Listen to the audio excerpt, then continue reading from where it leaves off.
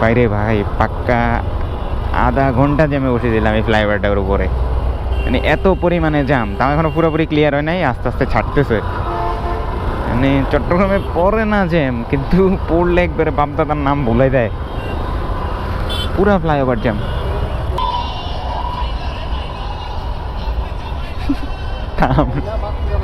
হাড্ডি চাপাইলা এই জ্যামের কারণে বাংলায় বাস থেকে নামে হাঁটা ধরছে। কি অবস্থা পুরাটা রোডে, এই যে নিচে দিও জ্যাম, নিচে তো জ্যাম জ্যামই পুরাটা, এর উপরে তো আছেই। মানে পুরো আধা ঘন্টার উপরে এই ফ্লাইওভারটার উপরে জ্যাম। বুঝি এই রোডটাও পুরোটা জ্যাম, নিচে দিয়ে দেখলাম ওইটাও জ্যাম, আর এটা তো জ্যাম আছেই। যাইতেছিলাম একটু কদমতলির দিকে, আর এদিকে পরিমাণে জ্যাম খাবো এটা চিন্তা করি নাই। চট্টগ্রামে জ্যাম লাগে না লাগে না, কিন্তু একবার লাগলে খবর করে স্যারে।